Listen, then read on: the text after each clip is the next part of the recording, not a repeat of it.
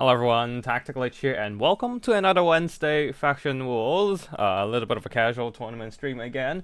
And yeah, today we don't have any buy rounds, and we are straight into action on the very first round. We have just right eight players joining the 20 today. And yeah, so everyone's gonna get to play without any buy rounds, which is great, because nobody has to wait for their opponents to get their games done. But anyways, let's look at our opponent here. Archangel, definitely a skillful player who has been playing for a while now, and yeah, definitely had more recent experience with on the meta than me. And this is gonna be an interesting game. We can only bring 2 Grail Cavalry if I remember correctly. I did set those. Oh wait, I don't think there's any more Grail Cavalry limits these days. Just the usual Fruit Rules limits. But either ways, we're just bringing the usual stuff. Haven't seen the Grail Guardians in a while, so I'm just gonna take them and see what happens if I just bring them up with Réponse de Mayonnaise. And yeah, let's see what happens. Damsel of Life for sure, because we want some healing to go on there.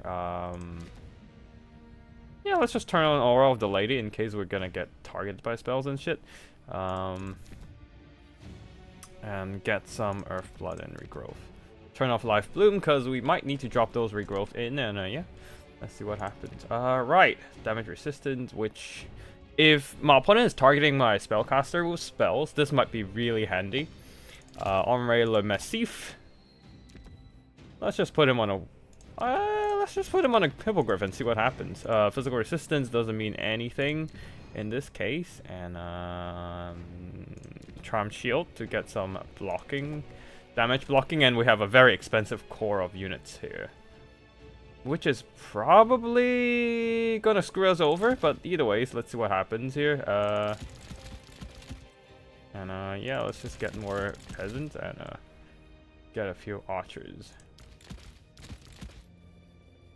You know what? Let's just get a couple poison ones. And we have a pretty thick line of troops, I reckon. Yeah, we have a rather cheap, like, leader. But yeah, I don't think we have much money for anything else. We have some very, very basic cavalry, but that's about it. And I don't know if my backline can survive the enemy onslaught in this case. Maybe we can spare some more funds like that, and then we need 20 more gold. Oh, damn it. We're out of money. I want to keep this on, just so if there are any spells targeting my stuff, I can take the hit. Alright, I'll just turn off Charm Shield then, I guess. Yeah. And see what happens. We don't have magic damage on Henri Le Massif, but yeah, we shall see.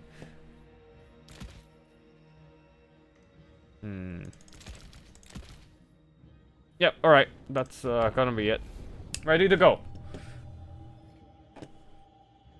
This is gonna be a bit fucked, but yeah, let's see what happens. How's it going, Contrarian Codex? I'm going alright for me.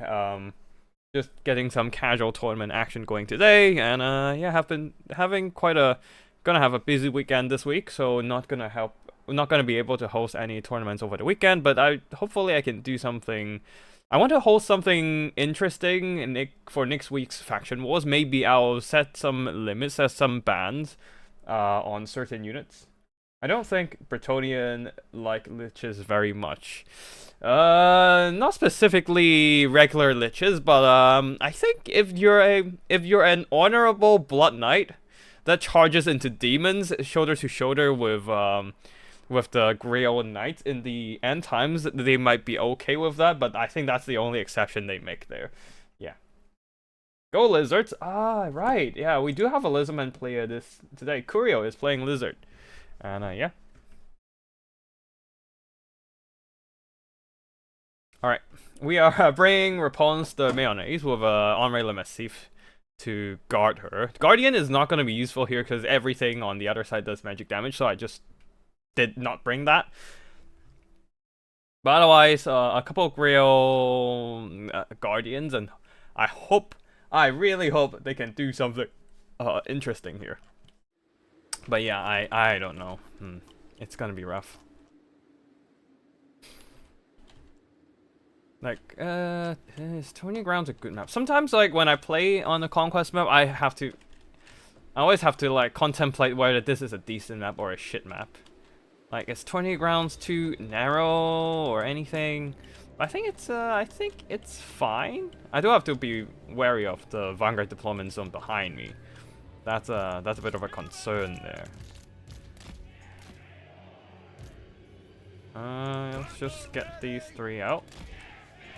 And then we have some archers, set them at the back there. We are probably gonna get pink fired and blue fired all over the place. So peasants are probably not gonna survive for long in this case. And we just gotta hope those Grail Guardians can do some heavy lifting. I don't even know if they are actually good against Demons of Chaos. Hold on. Okay. 32 models, yeah, right.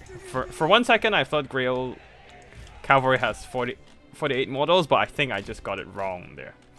Yeah, that was me bad. Anyways, let's just keep these guys together. That's group 1, group 2, right. You guys are group 1, and then we have a 3rd person flying around.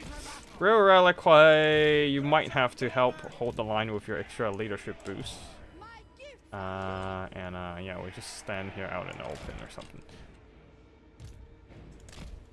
And I will hide in the forest with these guys. Henri Le Massif, but yeah, if we are bringing Henri Le Massif, it's pretty damn sure that we are taking Réponse as a leadership, so yeah. I don't think there's much point of hiding Réponse. I'm more of just hiding those Grail Guardians so that they don't get spotted right away.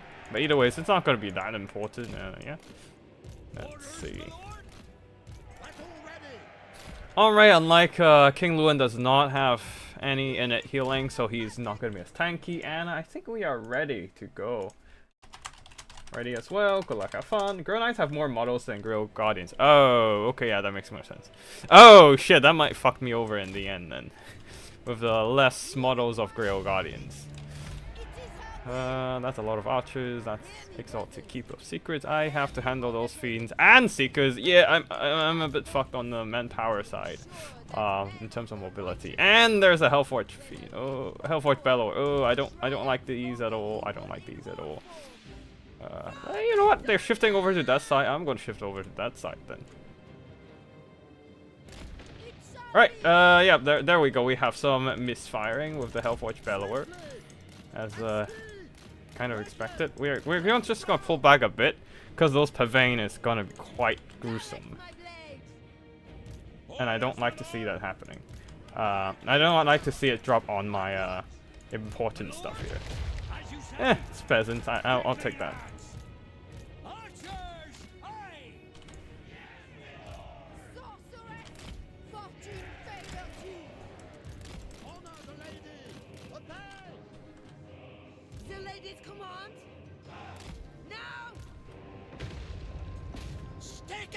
Alright, let's just drop some archer fire there and see what happens. Let's just keep start firing.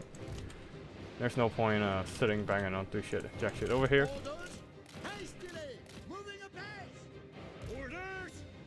Yeah, let's start to do some damage chipping in there. Ouch! That hurts a lot. You know what? You can pull back.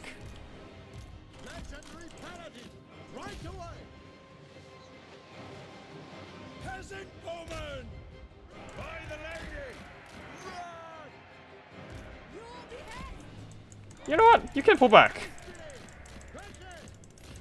I don't want to get Pavane. And there's the Pavane. Ah, fuck. It's too late now. Alright, everyone just rush up, I guess.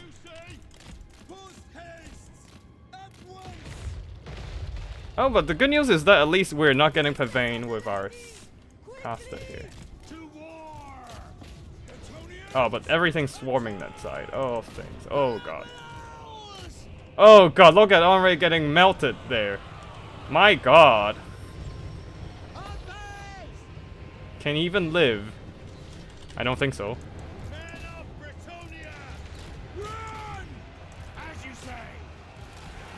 And he's getting slaughtered. The lady's fury! I move! Take the ground! I serve the lady!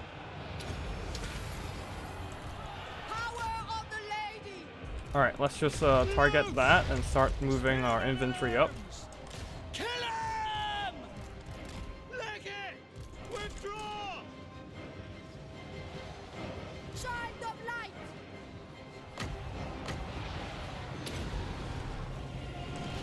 Come unto me! Yeah, she'll be fine. She can take that shot. For our lady! Kill them all! For Britannia! Run, Albus! Peasant bowmen! Oi! At once! The Leoness! Leg it! Alright, let's just limit their melee stats for a bit there. Though our Grey Cavalry, oh, losing straight up in a fight against fiends. Oh, that is painful. Ready for order! Attack! Shift it! Rail Guardian! To be fair, they did get the charge on us. That was not great. And yeah, I think our front line crumbled. Oh, that was painful. Quick! Now! Yeah, I need to get better at playing with Bretonia and playing with Cav in general. For honor! And yeah, Fiends and Seekers, they're a very lethal combo now. Look at Henry just getting melted earlier there. I couldn't even do anything about it. And now our pawns is just not doing much here. I might have to go back to trying out King Luan all over the place. And everything's rampage here. God, what? Oh, is that the Temptator's sword? Seductive Glory, never mind. Yeah, that was... Everything just got trapped there, everything... Oh. Alright. Need a tighter formation, need more cavalry. Knight of the Lion-Hearted would be a good call. Hero Guardians are supposed to be a tanky cavalry, but I think they just are too expensive. And couldn't handle too many engagements all over the place. And it doesn't help that my formation is... I lose on raid that early in the game. That was a very... Like, positioning him way too far ahead to the front, that was a big mistake. And that led to him being caught out and surrounded and just got straight up melted with that catch. I tried to bail him out of there, but he just couldn't get out of there fast enough yet. I need to play a bit more safe with my assets. Oh, that was a very strong... That was a very strong finish from Archangel there. Very solid player. And that is going to be our run for today. And we'll be moving on to the next round with other players. Yeah, versus... This is a...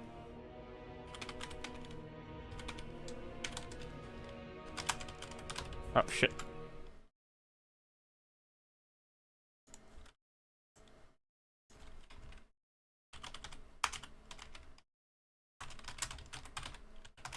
Hello, Curio. How was your game? Hope you had a better game than what I just showed everyone. Yeah, the Grail Cavalry. Unfortunately, I think these ones got charged by the Seekers and Fiends. Oh wait, no, these are the one that I threw into the front line earlier, and these are the one that fought at the back line there, and they didn't do too well. I probably should have just went for Knight of Lion-Hearted and Grail Knight instead of the Grail Guardians, who doesn't have specific anti-large, and they can survive damage but are less adept at dealing damage to large targets. They can do well against grinding against infantry, just not cavalry. Henri Le Massif, yeah, I made a big mistake of pushing him up too far ahead, and that allowed him to get pinned down by Fiends and Seekers and just got melted in the process. And very well played to my opponent there. My peasants, of course, are just peasants. Their archers did a little bit better. They're just their cheap infantry that are very cost-efficient missiles. And but yeah, Rapons didn't do much either. I might have to, maybe spoilers, but you had a great game. That's good. That's good. Good to know you're moving on to the next stage. And unfortunately for your opponent, though, that is gonna be the end of. Oh, that's Contrarian Codex. Unfortunately, that is gonna be the end of the Kislevites in this tourney. I'll record my score first, and yeah. That's the Archangel has won.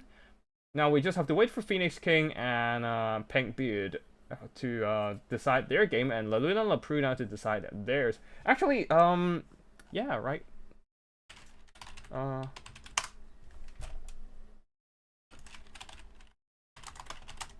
on, let me just GG well played to my opponent first, and then just reply some stuff.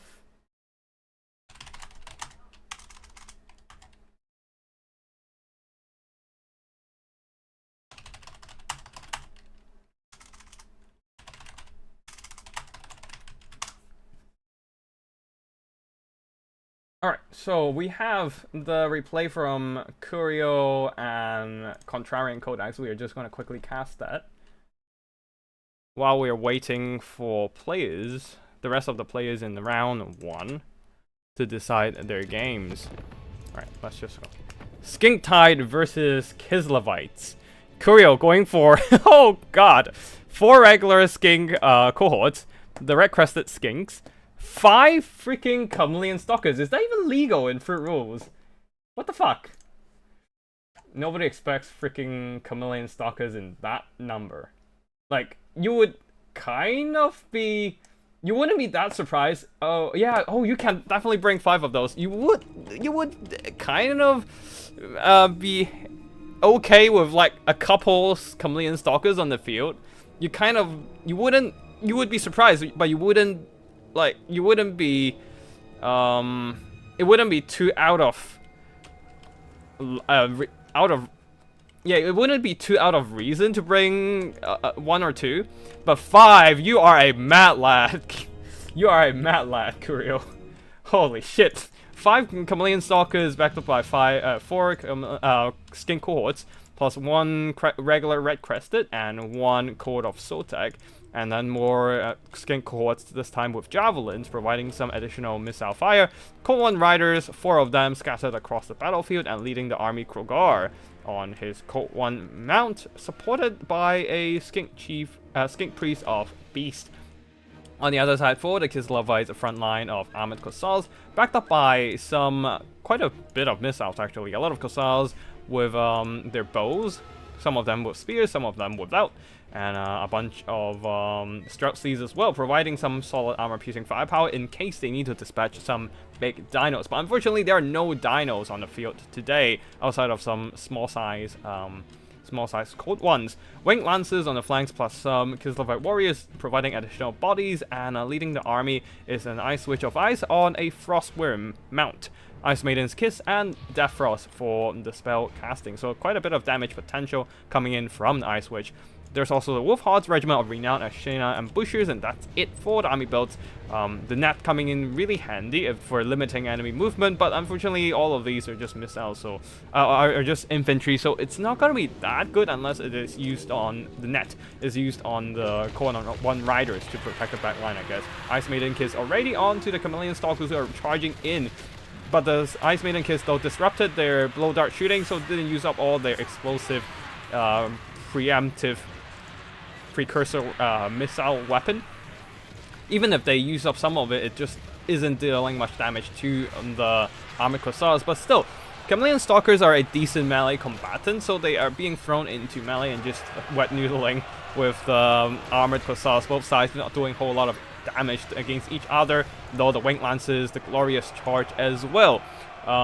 Just delivering a much more impactful damage on the side. Now the Chameleon Stalkers over here did some pretty nice damage to the Kislevite warriors on the flanks with their precursor weapons, but yeah, overall not a lot of progress from the Chameleon Stalkers. However, with the sheer number of skinks on the field, that means after all the armored Kossars are occupied, they have no free able-bodied units to deal with these red crested skinks sneaking through the gaps of enemy infantry and getting to the backline, shutting down the Kossars with spears. Some of the skink cores with Javis also give up on throwing the javelins, instead just went in to shut down the enemy missiles. At the same time, Ice Witch of Ice being caught by Krogar on the flank there, taking a lot of damage, also being shot by javelins on the side. That is not too great for Ice Witch, who is not exactly a dedicated melee combatant, unlike Krogar here. Sacred Spawning of Sawtol, providing that additional physical resistance may help Krogar mitigating some of that damage. And overall, seems like the Lizardman push is basically fully engaged on all fronts. Some Koan Riders are trying to sneak to the back on the flank there, but unfortunately the pack trap from the Akshina ambushers have managed to pin them down. And at the same time, some Winged Lancers charging in from the front. That might be a bit of a problem there. Might have gotten tangled up in some Code 1 Riders with the armor-piercing attacks and just getting dragged down in melee. Overall, though, seems like the Lizardman is getting a pretty good engagement and slowly but surely pushing back the Kislev front line. And once the Kislev front line breaks, the back line is fully exposed. So the balance of power is still relatively even on both sides. But the Lizardmen definitely having a lot more melee presence than those Kislevite infantry. A lot of their value went into the Streltsies and the Wolf Hordes. Plus the Ice Witch of Ice is getting lower and lower in terms of HP. They're being forced to fight in the middle of a bunch of Koan Riders for a bit, taking some attrition damage throughout the process. And Krogar, a little bit distracted by the Kossars. Maybe he should have just went for the Ice Witch over here instead. Was a little bit unprotected. Reckless Skinks have pushed into the back line, though the Winged Lancers are trying to run them down with the help of the Ice Witch. Wolf Hordes are being dragged into melee and are trying to retreat, and the Streltsies are having a little bit of targeting issue. For some reason, they're just walking around, not shooting. Oh, they're trying to shoot at the Code 1 Riders, perhaps. But overall, the Kislevite front line is slowly but surely faltering. The consistent Flock of Doom upgraded versions are coming in really handy to work down the sheer numbers of Kossar infantry and armored Kossar infantry as well. While the Skinks continues to just drag on the fight here, because Cohort of Sotek getting into a really good fight against the Streltsies. They're using their armor piercing to punch through those armored protection of the Streltsies, and the Ice Witch also taking a bit of attrition damage, fighting in the middle of these elite infantry of the Skinks. Not really in terms of Lizardmen, but definitely in terms of Skink infantry being one of the most expensive Skinks in the entire game. And yeah, Streltsies over here turning around to shoot at the Koan Riders point blank, who are a little bit tied down on the Winged Lancers here, so giving the Streltsies quite a good chance to shoot. Though the Ice Witch of Ice is getting lower and lower in terms of HP every time she charges into combat, she's taking attrition damage. And of course, Krogar, while he fought through a ton of enemy infantry, he still is relatively healthy compared to the Ice Witch, having more health on, actually more health than the Ice Witch. Plus more Code 1 Riders as a cavalry support would be helpful as well. These Chameleon Stalkers will be really helpful if they just charge into the Streltsies to shut them down, as the Streltsies continues to pepper down the Code 1 Riders on the side. Krogar is just gonna help out the rest of his infantry, push back the enemy Streltsies at the far back there. And yeah, looks like things are looking not too hot for the Kislevites there, as more and more of their missiles are falling. Remember, a lot of their balance of power rests in the missiles, who rely on being being fired to actually earn back some balance of power. If the units who have missiles lost their HP and lost their unit models, they bring their missiles down with them, and that takes additional balance of power away. And with all those Streltsies and backline assets compromised, with the sheer amount of Skink Tide pushing through the Kossar infantry, the missiles just simply don't have any space and time to continuing to fire in this kind of late game scenario. Plus a Hand of the Gods from Krogar there, sniping out the rest of the HP from the Ice Witch, delivering army losses towards the Kislevite army and securing victory for the Lizardmen. A really nice game from Kirill and Codex, Contrarian Codex there, really nicely played with the sheer amount of Skinks there. The Chameleon Stalkers, despite being more expensive than your usual Skinks, didn't earn back that much value, being mostly thrown into the front line to occupy the enemy units instead of using up their explosives, which is not a bad idea actually. You need to use something to throw into the front line, lock down those armored Kossars so the rest of your Skinks can walk around the Kossars through the gaps of the enemy infantry and get to the regular Kossars and Streltsies at the back there. And with more Koan Riders providing the armor-piercing cavalry support, only 2 units of Winged Lancers can only do so much. They have done quite a lot there, running down enemy units and just doing some cycle charges overall, but it's just not enough to buy time for Streltsies and the Akshina ambushers to shoot and earn that value in the end.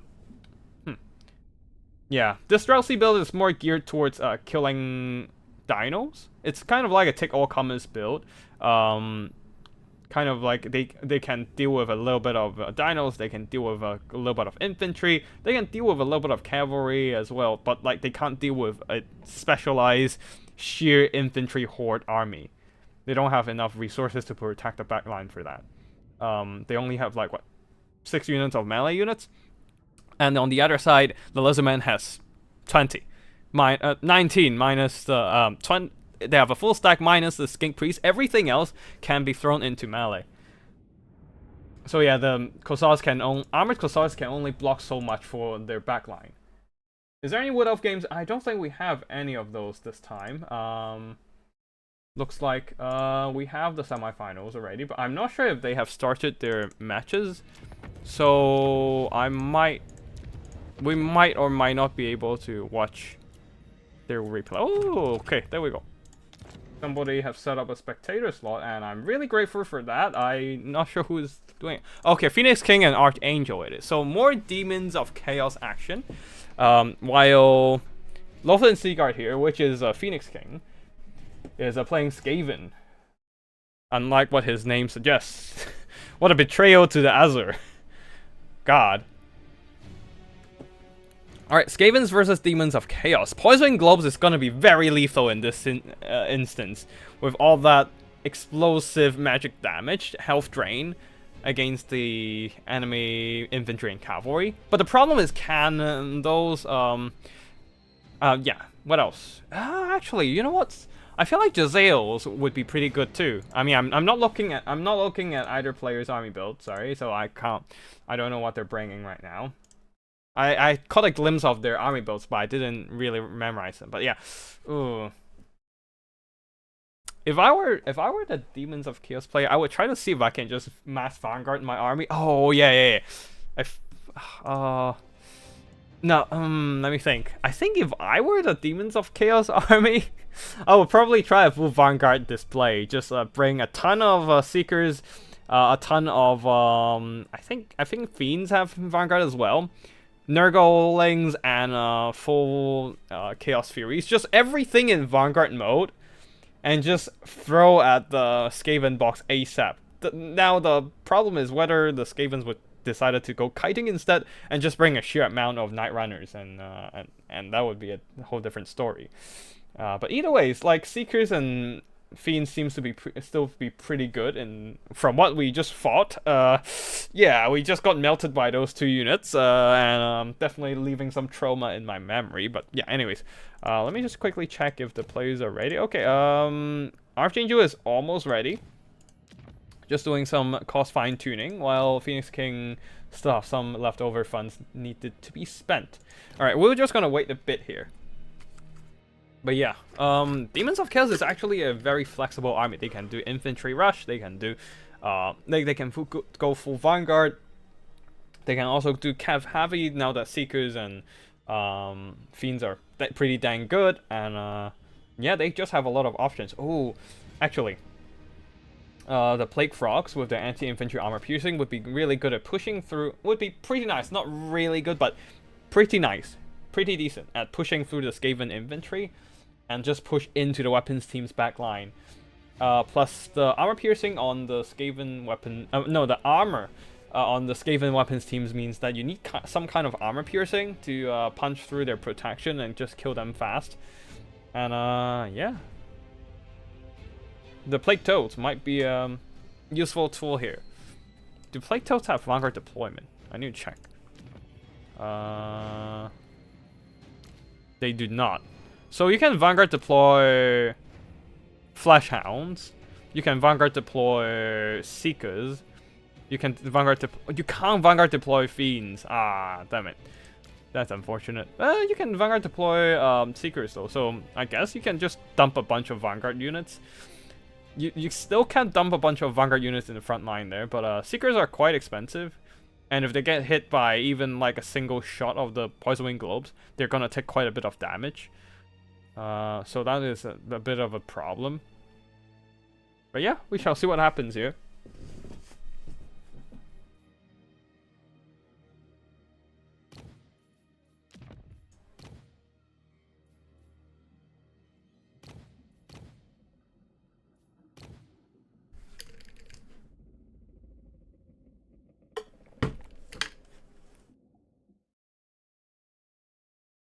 Right face. Go rats. Go rats indeed. Yeah, we shall see what happens here. Let me just turn off the screen blocker. Looks like Siege is going with a rather traditional army. They did bring a bunch of Plague Toads, which are less vulnerable to Poison Wind Globe fire, unlike the Seekers, but there are still Seekers on the field, and those Poison Wind Globes would be very key in taking down those Slaanesh cavalry. But yeah, we shall wait a bit here. Just waiting for the players to get ready. To load in, basically. Yeah. It takes a while. I think it takes a little while. Every time the game involves Phoenix King. Nothing against Phoenix King himself, just that's something I kind of observed. But yeah, I think it takes a little bit whenever it involves Phoenix King to load, but usually once it loads in, it's fine. It's pretty smooth.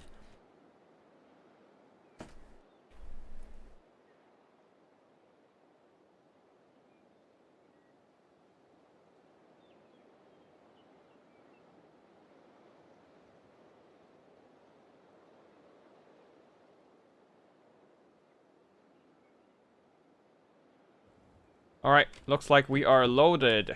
And yeah, it's gonna start soon. What's this supposed to mean? Offline technology is a bit older. But it still works. Yeah, I'd say it works.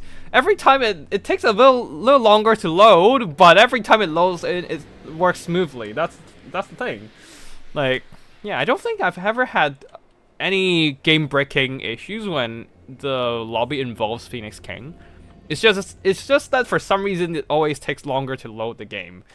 Yeah, that's the only thing. So I guess it's the RAM being slower or something. I don't know. Alright, so for Phoenix King here, the Skavens are going with, quite a bit of skirmishers. Gutter runners with poison and gutter runners. Regular night runners mixed in as well. So a lot of runners with a lot of, I think they're doing the shurikens here. Or a kunai.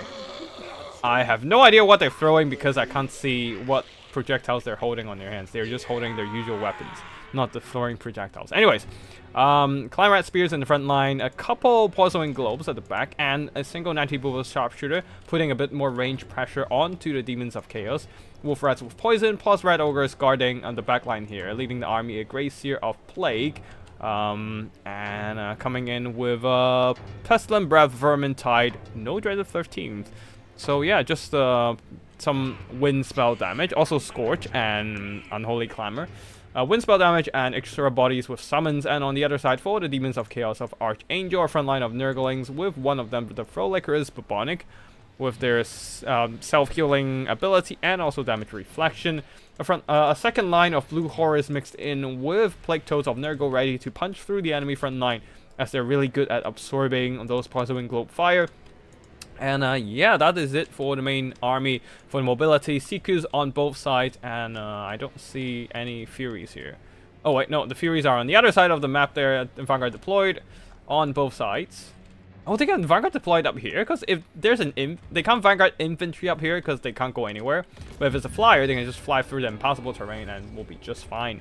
Alright, so yeah, our army has been set. Armies have been set and a battle begins. I forgot about the... Hold the fuck up! Dude is just floating. Where's your disc, bro? Where's your disc? Where's your disc? Iridescent Horror decided not to just flies? And coming in with blue fire and a pink fire.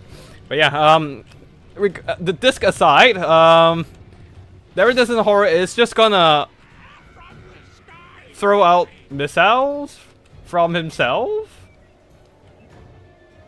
I thought it's supposed to come from the disc, but okay, whatever. Whatever. There's some demonic... There's definitely some demonic Tsinchian bullshittery in play here.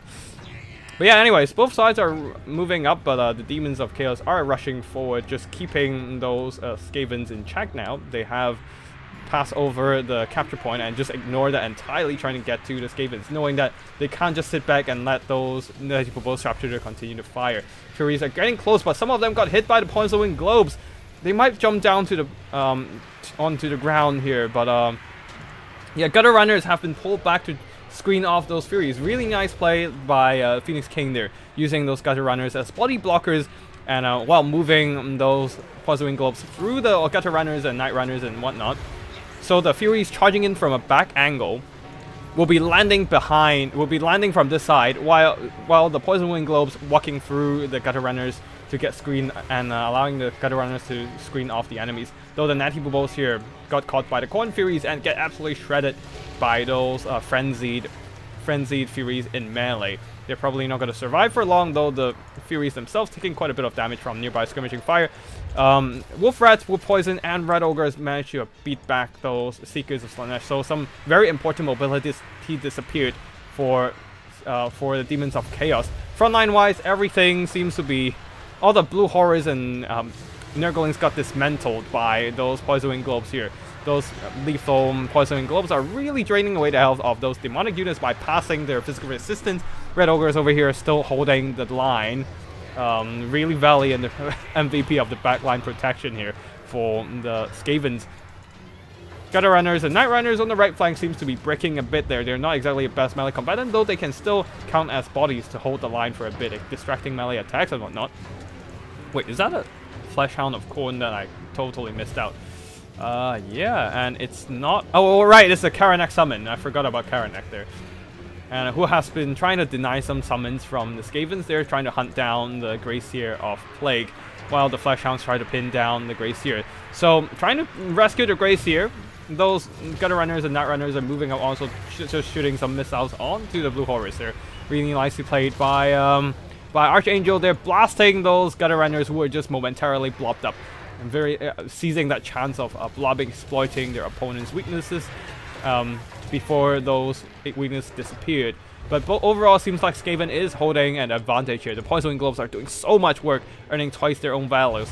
Poison Wing Globe is really like a really high return unit, just given how disproportionate they can do in terms of damage against enemy infantry and cavalry. They're not good against monsters, but they can certainly earn more than their own worth, double their own worth, if delivering their damage against the right target. This one not doing too hot there, as the demonic rush on the left flank is very concentrated and just kind of crush the Skaven defenses. But the left flank of the Skavens are doing just fine, with an almost full health. Not a single model lost. Poison Globadier here. A lot of blobbing from the Skavens here, just trying to keep Karanak in check with all those Skaven Slave Spears summoned. I think that was a summon, right? No, that is not a summon. That is just a regular Skaven Slave Spears. Gutter Runners with Poison also body blocking, but Karanak once again gets free and tries to get out of there. Something needs to be done to deal with Karanak here. Maybe some Jezzails can shoot in, or something. Oh, right. Okay, looks like some Red Ogres decided to peel out and try to peel for their Leash Lord under some pretty heavy attacks from both Karanak and the floating on nothing, the suspended Herald of Tinge. Yeah. But yeah, overall, Demons of Chaos are moving into army losses territory, and that shall be victory for the Skavens, holding the line with their Poison Globes and Night Runners and Gutter Runners. Always a very solid pick here. Oh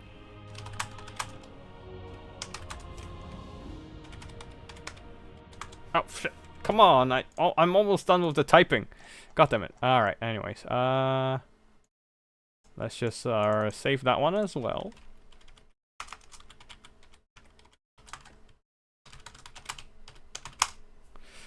Right, GG to both players. Seems like the Corn Furies did some okay work here, but overall just got screened out really nicely by those Night Runners and Gutter Runners there.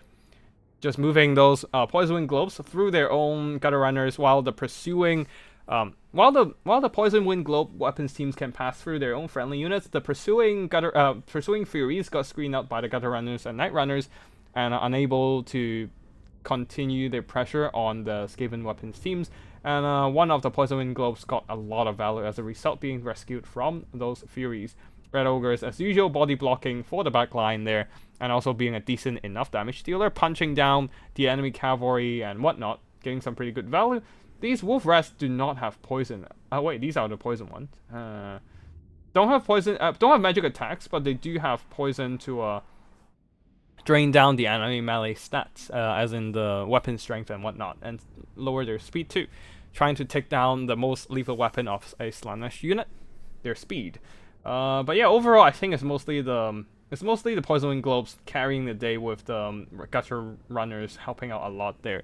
As for the value on these Skaven units, a lot of them just doesn't seem to be that high, but that is what happens when you're fighting a Demons of Chaos army. A lot of value doesn't actually come from you actually doing damage to the opponent's army. It's more from you doing damage to opponent's army, just enough to get those leadership crumbles, and then they just finish them on their own with the demons demonic instability mechanic, which is quite unfortunate for the demons, I always feel like. But yeah, overall, the fact that these Demons of Chaos units do not break that easily is a pretty good plus. It's just that unfortunately this time seems like they failed to push through the enemy Skaven front line there, being blocked off by all the Skaven clan rats, by all the clan rats spears, and then the Red Ogres helping to body block, just punching down the Plague Toads with the support of quite a bit of skirmish fire, the Gutter Runners and Night Runners. The Poison Wolf Rats are better than the AP ones in almost every case. Human Boy made a video on that. Yeah, I think I came across that actually. But yeah, that goddamn dog is very annoying. I do agree with that. Just really stuck to the Grey Seer and deny him from casting spells. And that's why we didn't see a lot of spell casting throughout the game from the Skaven side, and also really takes down the HP of the Grey Seer. With the Skavens not having a lot of tools to block off Karanak, mostly being infantry units other than the Red Ogres. Alright, we are moving on to the finals here. Yeah, you know what, we might as well just stay on this lobby and wait for our finalists. The other finalists, let's see who's playing. Looks like VM Flower and Courier are still duking it out between the Vampire Count and the Lizardman. Oh, that is gonna be a grind fest. I have a feeling this is gonna be the usual Hero Hammer scenario here, with the triple big dino build. Like you have Shredder of Lustria, you have Mazda Mundi, and then you need like one more big piece of monster. I think it's the Rev Crystal. Those triple monster build. Yeah, it's just gonna grind down the Vampire Count. I think that's been a thing since game 2 as well. And it's been a really rough matchup for the vampires. Anyways, Phoenix King, I believe you're still listening to my casting, right? So just give you a heads up, I'm gonna hop off to show off some replays while the players are still duking it out in the semifinals. Okay, and we also have some replay files from round 1 as well. We're just gonna get those into our folder, and yeah, we're gonna start checking out some replays as well. Alright, Skavens versus Norska. Oh no, where are your Famirs? Only one Famir. You needed more. You need more Famirs than just one. You need more Famirs. But yeah, anyways, let's see what happens in this rats. We are the rats. Oh, Obi-Doo, oh, what are these faction names? Both sides are changing their faction names for sure. But anyways, on the side of Phoenix King here, going with a Warlock Master. Yeah, Warlock Master here on his hamster wheel. Basically a cheaper Ikit Claw, essentially having the similar toolkit here. Flensing Ruin and Brass Orb, and just minus those unique item, minus the unlimited power, which I guess you don't really need that. If you don't really care about the extra magic regeneration anyways, and you don't have the Storm Demon, yeah. But other than that, everything's the same here. Warlock Master on a dual meal with Brass Orb and Flensing Ruin, and on the front skirmishing line, Night Runners scattered across the front line, plus some Clan Rats providing some buffer for the Poison Wing Globes and the Teeth Breakers at the back, where they need to deliver some rattling punishing. Though it is a rattling gun, so how good they are, it's gonna be a big question here. Red Ogres at the back there providing some armor-piercing presence and monstrous mass for body blocking to block down on those Skin Wolves and possibly Familiars. Climber Spears with shields and yeah, I think that's it with the Skaven army builds. On the Norskin side here, front line of a lot of infantry, I probably would advise against that personally if I'm playing as the Norskins. Marauders, it's not bad actually. They're just quite vulnerable to Poison Wind Globes. But if you go wide enough, they can just try to wrap around the flanks and get into the enemy backline. A lot of mobility though, Skin Wolves, and Norskin Ice Wolves. Skin Wolves are relatively good into the Skavens, I do think. They are not afraid of Poison Wind Globes, which are probably the best damaging tool, best DPS tool on the Skaven side. Well, they can trade well into Red Ogres. More Skin Wolves on the other side and some Norskin Ice Wolves. And one Miststalkers, just backing up some Murder Hunters and leading the army Wolfric the Wanderer on foot with, where is the caster?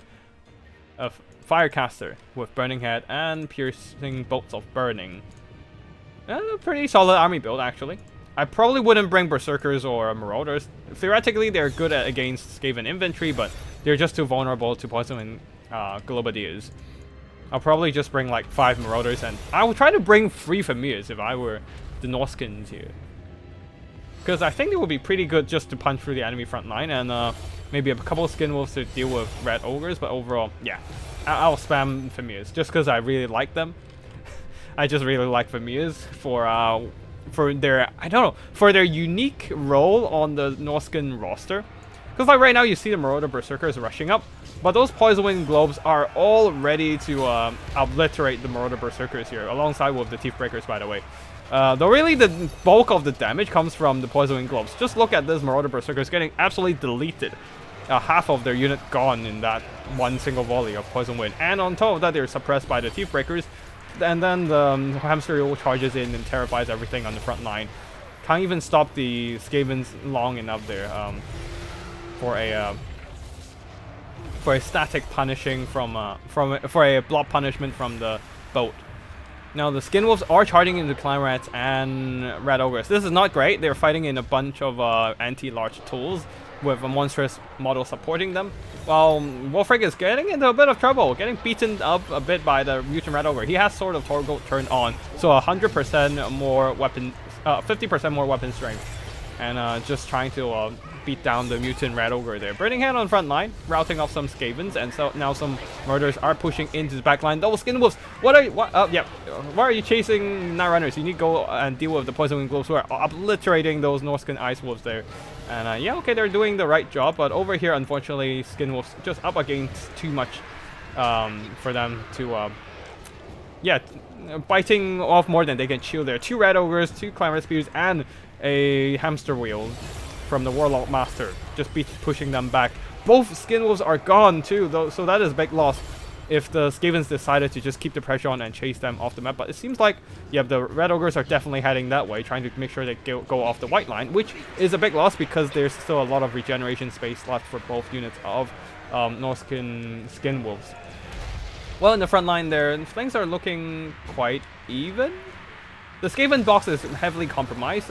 Beast of Tashnar, though, being pinned down by the Night Runners, probably won't be able to get through and get to the Poison Wind Globes, who can then turn around and start firing again. Nice Burning Head onto the Night Runners, and they are not dodging in time. One of the Skin Wolves have been dispatched, and that was a quite unfortunate instance for the Norskins. And Skin Wolves over here are doing fine. Wait, where are the Familiars? Where are the Miststalkers? Did they die? Oh no, what happened? Oh wait, yeah, the Miststalkers are holding just fine in front line. They're up against a lot of spears, a lot of Red Ogres, but they do have pretty decent melee stats. Fight or die as well, boosting their damage output, killing over 100 Skavens and just keep punching down whatever being thrown in their way, fighting shoulder to shoulder with Wolfric the Wanderer. Skin Wolves over here charging into the Night Runners, trying to beat down those skirmishers there, and yeah, those Marauders are getting a second win, trying to fight back against the enemy and slowly charging up their rage ability. Yeah. But yeah, the Miststalkers are unfortunately being surrounded by more and more Red Ogres and are slowly being dragged down in this fight. They have earned back quite a lot of value, but unfortunately no infantry support for them. and they're just being pushed back. Yeah, that's why I would say, yeah, I personally would just bring 3 Familiars myself with dual weapons and try to like push through with some Burning Head support, just to roast through the enemy front line and what I would do is probably throw the Familiars in to the front line first, let them charge in first, drop a Burning Head, rout off the first layer of Skavens, and then the Marauders follow up with a little bit of infantry support and try to push into the back line. Of course, there will be Red Ogres and stuff coming in to help, which is where the Skin Wolves can come in to do some flanking, and regular wolves as well. But anyways, Wolfric up against a bunch of Red Ogres and a Mutant Red Ogre and a Hamster Whale is just a bit too much for this Foot Lord here. So he is gonna be routed off. And I think that's gonna be... That might just be GG for Norska. They are a decent melee faction, but unfortunately they don't have a lot of leadership, especially not on the units remaining on the battlefield. A lot of them are quite tattered. If Wolfric dies, it's gonna put a damper on their leadership and just push them into army losses a little sooner. Though seems like the Skavens... Oh, nope, never mind. The Hamster Wheel is going after him, while the rest of the Skavens are just chasing off a bunch of routed enemy units here. Making sure that they do maximum damage to these routed Norskins, or even just push them straight off the map. But yes, very well played by Skavens here. Of course, Phoenix King is a very long time player, and have literally years of experience, so definitely a very solid performance from him. And Mist Stalkers are coming back. I don't think they stand a chance against all these Red Ogres and a very healthy mutant, not very healthy, but relatively healthy Mutant Red Ogre who is just punching down the Shaven Saucer. And yeah, it is the victory of Red Ogres once again, and that shall be GG for the Norskins. And army losses is gonna strike soon. Just need some more Skittles to get routed, to get surrounded. Oh, these Marauder Berserkers are activating their second stage of Rage ability. Yeah, that's pretty neat. Giving them extra melee stats and physical resistance. Just not gonna be enough to turn the battle around. GG to both players. And I think I might look into the Warlock Master a little bit more, as like a great alternative to a Kick Claw. He's cheaper without the extra items, and just more cost efficient if you're just looking for the Brass Orb and the Flensing Ruin. But yeah, GG to both players, and we shall move on to the finals, I believe, if the Vampire Counts versus Lizardman battle is over. I'm not quite sure, but yeah, overall, the Marauders, unfortunately, especially the more expensive Marauder Berserkers, just got obliterated by the Poison Wing Globes. I'll probably just cut the Marauder Berserkers in the front line, and yeah, just turn this Mist Stalker into regular Familiar Warrior maybe, and cut one of the Skin Wolves as well, and just bring 3 regular, Familiar Warriors with dual weapons. Just using that monstrous infantry advantage to punch through the Skaven front line, because Skavens are quite struggles quite a bit. They're quite vulnerable to monstrous infantry who are not afraid of Poison Wing Globes, or and especially Familiar Warriors have that 40% plus missile resistance thanks to the Miss ability, which comes in really handy when it comes to mitigating enemy artillery fire or missiles. But yeah, that's it for this battle, and it's gonna be Vampire Counts versus Skavens in the end. And let's just hop on over and see if we can get some spectating going. Yep, looks like the lobby is ready, and I'm just gonna turn on the screen blocker, and we are ready to go. Both sides seems to have readied up their army. Thank you for waiting. My replays are extra high quality. Nah, I just changed all the faction names. Wait, you can do that in the replay? God damn it! I didn't realize that. But yeah. Now we're hopping into the battle. Really appreciate you for waiting me with the lobby there. Now we're going in with Vampire Counts going with double black coaches. This is okay, normally I would say it's a meme pick, but like against Skavens, if you can keep your micro on top of those on those black coaches, that is not a bad idea. If you can just keep them moving and running through Skavens, I guess. But yeah, I am quite surprised. I am quite surprised. Anyways, for the Vampire Count's army build, 4 zombies, 3 skeleton spears, and 3 grave gods, one of them the stonesman, which I am quite worried about them getting very cost efficiently blasted by the puzzling globes. And yeah. Wait, oh, we have vampire counts in this game. Because I feel like I'm thinking what to ban for next week's tourney. Because I'm thinking of hosting a bit of a thematic tourney for Easter, where we're only allowing self-healing in the sense that, okay, Jesus stood back up by himself 3 days after he died, so we are bringing things that are supposed to have the ability of bringing yourself back from death. So a bunch of self-healing burst heal, like what the Phoenix Rebirths, Gotrek's Heroic Fortitude, the Hydra getting his another head takes its place ability. Is it called that? I forgot. But yeah, anyways, the burst heal from the Hydra and the burst heal from the Hellpit Abomination, they all count into that category.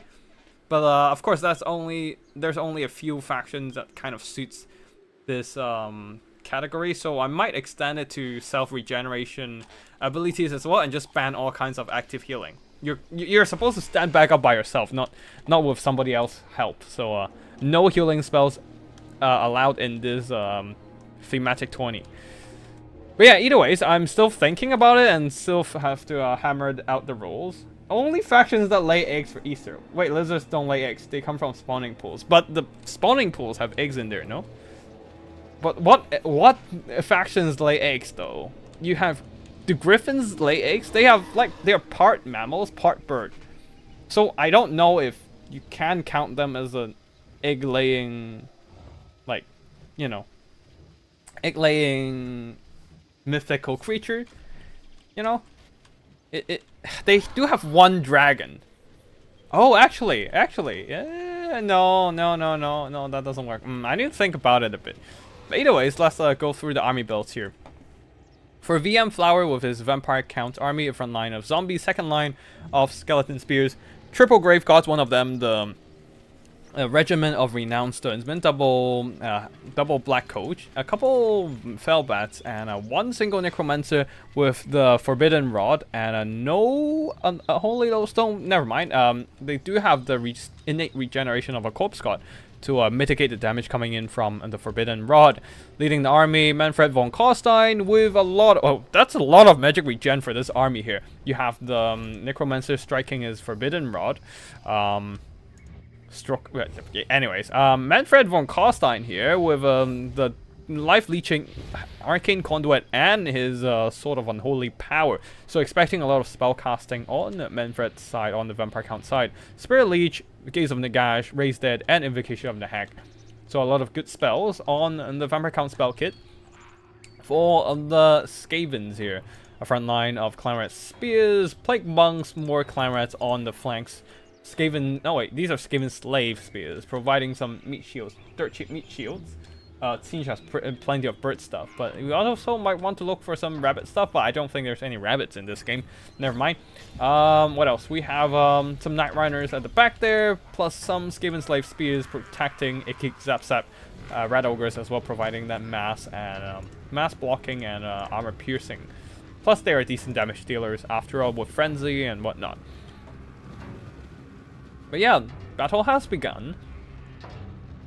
But the Skavens, the dire packages in the forest, the Fellbats are also scattered across the battlefield, so positioning, the Vampire Counts are positioning to threaten the Skavens from all fronts. There's also the double Mutant Red Ogre, they're ready to deal with any Vampire Count single entity. Manfred has to be careful here, he doesn't want to get caught by these two single entity fighters here. Fellbats are trying to move to the flanks here, but they are getting shot by the Night Runners, taking some noticeable damage. Just gonna try to pull back afterwards and stay away from the skirmishers of the Skaven army.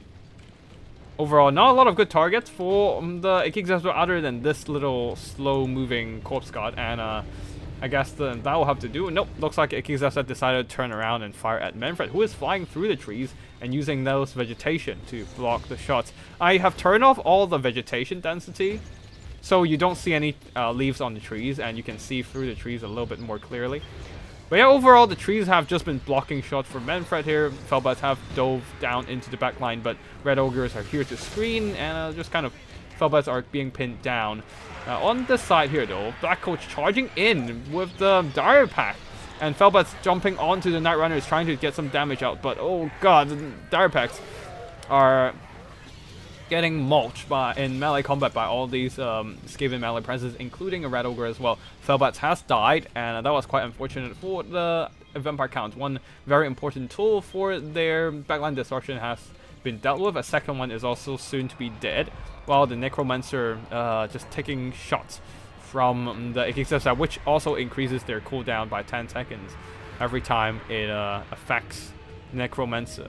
So theoretically, if it just keeps getting hit by Ikizasa, it would just keep staying on cooldown with their spells.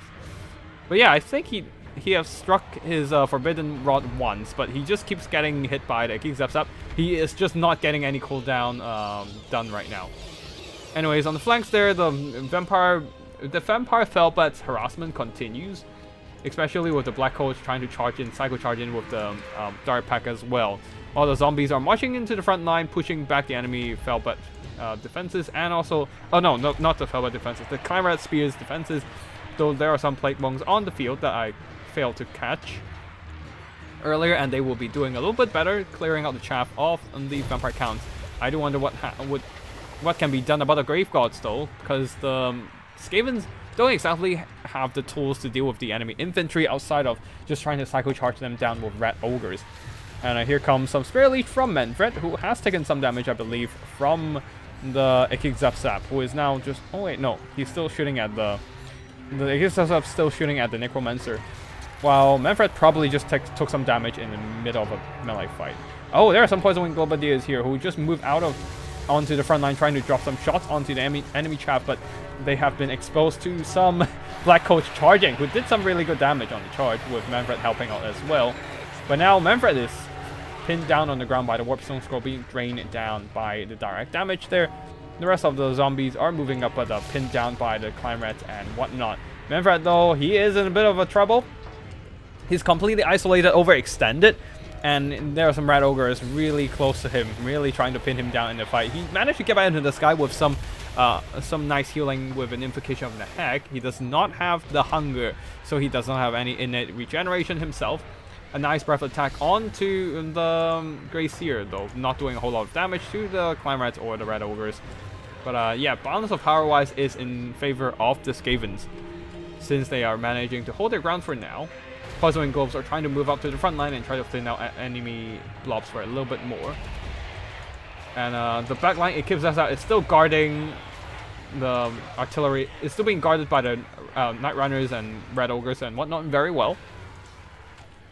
Just fending off those Black Coaches, while this one Black Coach is unable to shut down the Ikizasa on its own, just not having enough models to drag all the artillery crew into a melee fight. Yeah. Those spears got nuked by globes. Yeah, the globes are just really good against infantry, man.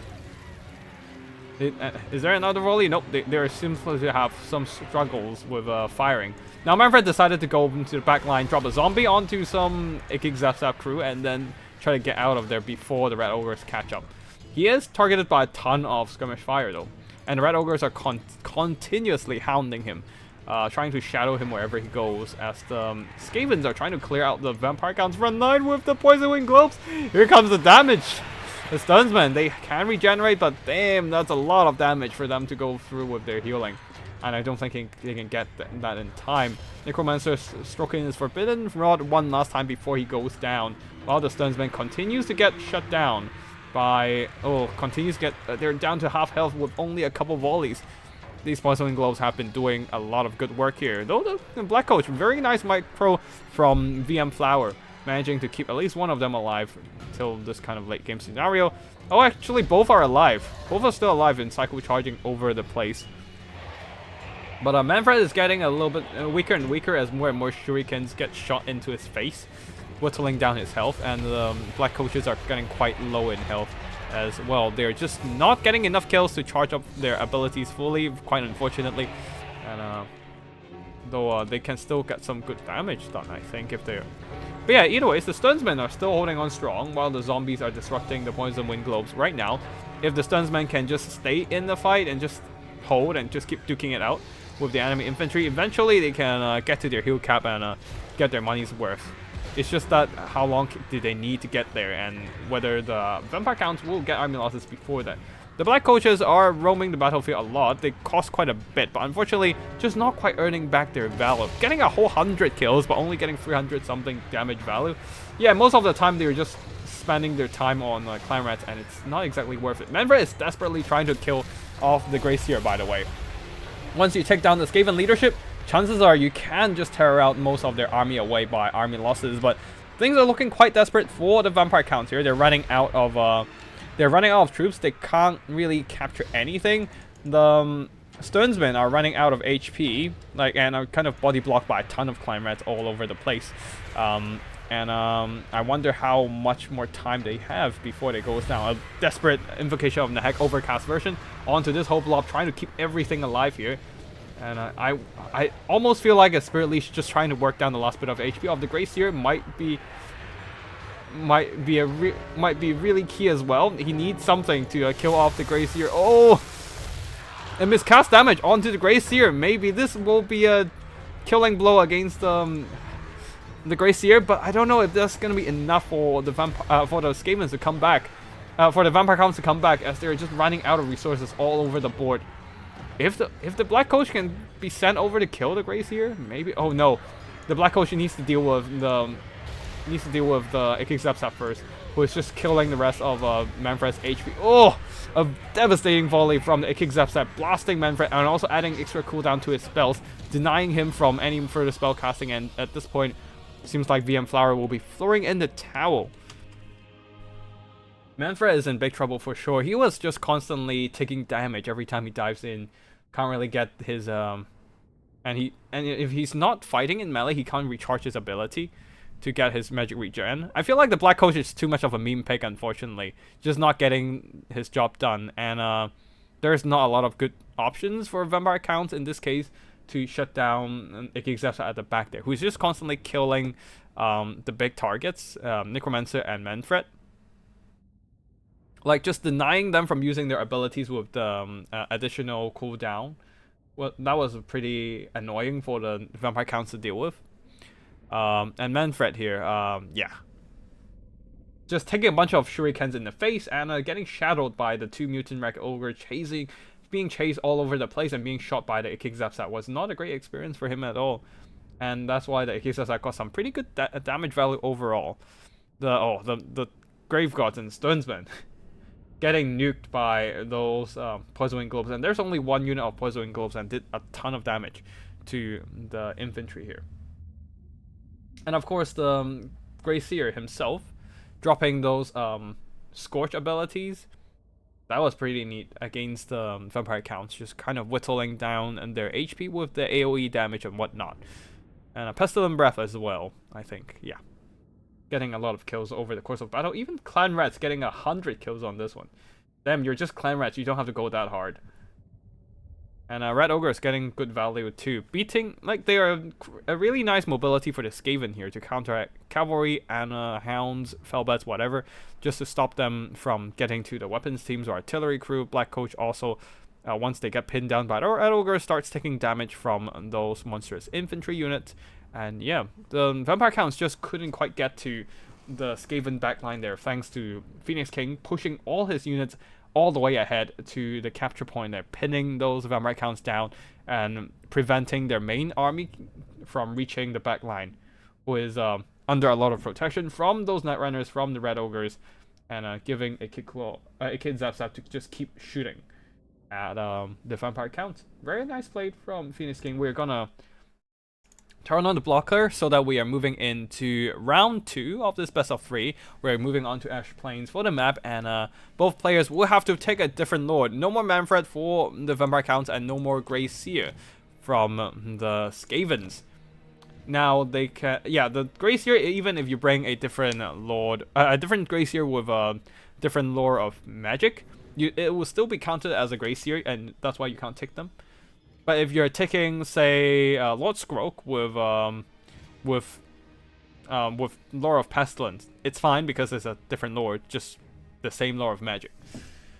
But yeah, vampire counts though, if they have brought a, say, a blood dragon vampire lord in the first round, they can bring another vampire lord, just that it has to be from a different bloodline, because at that a different vampire lord from a different bloodline, they have a completely different loadout. They have different spell loadout, they have different abilities, different items, and sometimes even a different mount too, in the case of the Strigoi vampire lord. So they are counted as different lords, but yeah, the vampire counts are have a few more lord options thanks to their bloodlines, I would say. But yeah, let's see what the players are gonna bring to the battlefield here. I'll just try not to spoil things too much. But yeah, we shall see what happens.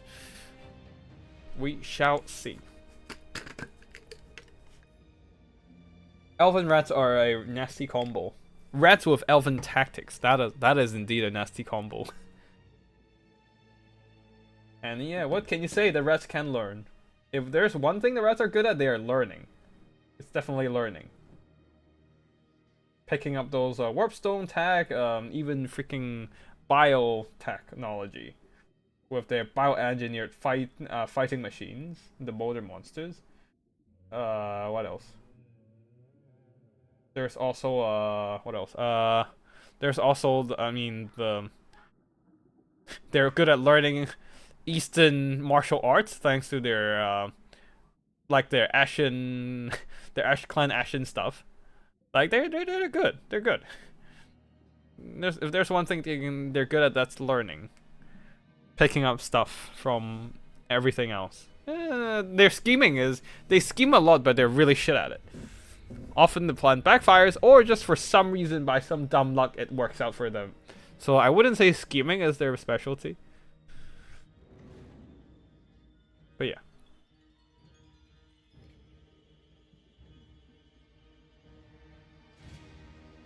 Alright, let's just get the screen blocker off, as the players are ready.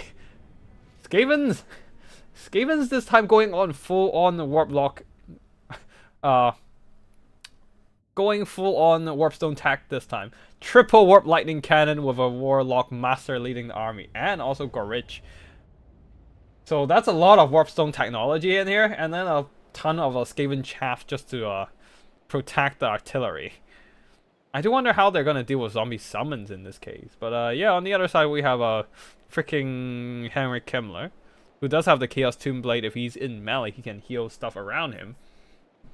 And there's no more Poison Globes to worry about this round, so the infantry department of the vampire counts isn't in that much of pressure in this game.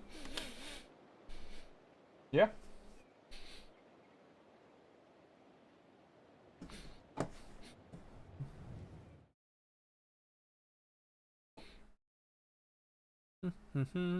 All right, let's see. Let's wait and load into the game. All right, Phoenix King, your warpstone tack is finally working. Seems to be a little bit faster than the last few rounds. And yeah, let's check the army builds on both sides. For the Skavens, a ton of Clanrat Spears and Skaven Slaves. Wolf Rats with Poison. A bunch of Red Ogres for mass and body blocking. Triple Warp Lightning Cannon. Gorich himself. And a Warlock Master, not on a hamster wheel, this time on a Doom Slayer. A pepper grinder. It looks like a pepper grinder on wheels, honestly. Well, the pepper grinder is the wheels when you think about it. But yeah, anyways, that's it for the army build. Right, yeah, what's the spell casting ability? Spell casting toolkit for the Warlock Master. Once again, oh, no Brass Orb, just Howling Orb Gale to lock down enemy flyers. Oh yeah, that would be really nice to counteract the enemy Felbats and whatnot. Flensing Ruin to target enemy expensive units, and on the other side, for the Vampire Counts, line of zombies, a bunch of skeleton spears, some crypt ghouls. Are they ready to jump onto the Skaven backline via Vanguard deployment? But there's not a lot of Vanguard deployment area for this map. Only the corners are available for if you want to flank around. So I guess they're coming in from the front, maybe. For the cavalry, there's a ton of Black Knights. Black Knights, Lancers of Barding, Varix Reavers, they have regeneration, unlike the regular Black Knights. Dire Pack and the Chillgeist. That applies some nice terror upon the enemies. There's also the Black Coach. Once again, going with the Black Coach, a risky option, but we'll see if it pays off. And I reckon this might be a bit easier for the Chill Guys and Black Coach in this game. Oh wait, no, not the Black Coach, but definitely easier for the Chill Guys in this game. There are no poisoning globes to target them this time. Yeah, we shall see. Once again, VM Flower going with a very narrow formation of zombies in the front. And there's the Necromancer here with the Forbidden Rod to regenerate magic. Leading the army is Heinrich Himmler and a Banshee bodyguard, providing that cheap terror and a single entity targeting fighting power. That's it for the army builds. Heinrich Himmler, of course, coming in with the Krell Summon, Chaos Tomb Blade to provide health regeneration when he's in melee, and Invocation of Nahag, Raise That, and Gaze of Nagash. That's it for the army builds. We are just going to wait for the battle to start then. Yep, looks like both sides are ready, and we are hopping in on the action. Yeah, let's go. Let me just get some water. And, yep. Looks like Warp Lightning Cannon is already opening fire, but these Chill Guys barely managed to dodge that shot. Second volley's coming in, and this time, unfortunately, just takes down 3 models of these Chill Guys. How are they not disappearing? They're ghosts. They're ghosts. They're supposed to disappear after they die. Okay, these are actually 2 models, I think. Yeah, just 2 models down. But still, it nicked the Chill Guys, and these Black Knights over here are not so lucky. 8 of them died, and more are coming in to kill off their models. While the rest of the zombies, skeletons are just slowly inching forward, trying to take down the enemy, trying to reach the enemy front line there. The Warlock Master is getting a bit ahead of himself, though there's not a lot of things to stop him. And he's just having a good old time running around. Oh boy, Kemmler taking a bunch of shots from those Warp Lightning Cannon. And also the Zap ability, adding some cooldown to his abilities, denying him from casting magic for now until the cooldown finishes. And Black Coach is just not doing much damage here, since none of his abilities are charged up. And Kemmler getting absolutely nuked by all those Warp Lightning Cannons. He needs to do something about... VM Flower needs to do something about those Warp Lightning Cannons fast. And it looks like the bats are getting into position and try to drop on the floor and get to that... Oh, get to that artillery crew, but I don't know if it's going to be enough to save Kemmler. He needs to heal himself fast, but he might still be in cooldown to get his Invocation of the Hag ability, thanks to all these... Oh boy. One Warp Lightning Cannon is still online, and Heinrich Himmler is just really struggling to dodge those shots. Now he's juking, but shots coming from multiple angles snipes out Kemmler before he can even get onto the frontline fight. Oh, this puts Vampire Counts in a big disadvantage here. Losing their Lord and magic support. No more Invocation of the Hag, no more Gaze of Nagash. Himmler didn't even get to cast a single spell throughout the game here. All the Vampire Counts can do is relying on their cavalry to get that advantage here. But some Black Knights on the side are taking some damage. Good news is that the Chill Guys and the Varix Reavers are getting some headway on the flanks. And there's not a whole lot of targets for the Warp Lightning Cannons once Heinrich Himmler goes down. There's no spells on the Necromancer, so all the magic regeneration he can do, it comes in useless, pretty much. Poison Wolf Rats are trying to... oh no, they're just feinting a charge onto the Chill Guys. Instead, the Climb Rats are just coming in to saturate on the Chill Guys. While the Varix Reaver is getting caught in the melee fight against Red Ogres, they need to pull out of their ASAP before they lose too much HP in the prolonged melee fight. Yeah, things are looking really rough for the Vampire Counts already, losing Heinrich Himmler there from the artillery. And the Black Coach also taking a bunch of damage in the process. Chill Guys taking more and more attrition damage in the middle of a bunch of Climber Spears and Poison Wolf Rats. And at this point, seems like VM Flower would just throw in the towel, which I honestly don't blame him. He was already in a big disadvantage as he, as he was taking the fight with one lord short. Like Henry Kemmler just simply did not do anything there, getting sniped by the triple artillery. And that was a lethal. I did not expect the warp lightning cannon to do so much work in this case. But yeah, that was quite unfortunate. He managed to dodge one warp lightning cannon, but second warp lightning cannon coming in makes the shots coming in from multiple angles a lot harder for Henry Kemmler to evade. Yeah, which is probably why he got sniped so hard, because there are multiple. There's just a bunch of crossfire from the warp lightning cannons, which are decently fast projectiles, and it's relatively hard to dodge, especially in a closer range, right? So yeah, with only the infantry chaff left and the cavalry taking more and more attrition damage in those melee fights, it's basically an uphill battle from there to win the game. And it seems like Skavens have secured the victory with their superior warpstone technology, with the Warlock Master leading the Skavens to victory. Deadly accuracy from all these warp lightning cannon, especially that Ikigzapsap, the zap ability, denying Henry Kemmler from applying his invocation of the hex. That was a very lethal contact effect as well. Basically, once Henry Kemmler got hit by a shot from the Ikigzapsap, he could not use Invocation of Nahek to heal himself, because he is falling into that because he's falling into the effect of the plus 10 cooldown zap effect. Yeah, that's what So Henry Kemmler, by the time Henry Kemmler moved out of the way and Felbat's silenced Ikigzapsap, Kemmler himself was basically dying from crumbling and has negative leadership, which means you can't heal him up with Invocation of Nahek.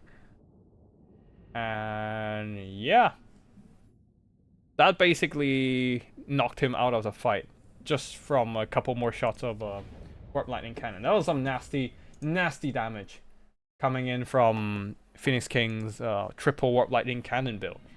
And yeah, congratulations to Phoenix King for winning today's tourney, and I hope you all enjoyed the tourney, whether you're playing in it or watching the stream. I'll quickly rehydrate myself a bit, and we're jumping into the replay section, checking out the replays from all the players, because we haven't checked out everything. I don't think we've checked out I think we have one more replay, and we have one more replay. Today we have today's stream is relatively fast, having a rather condensed. Oh wait, no, 2 replays. We have 2 more replays.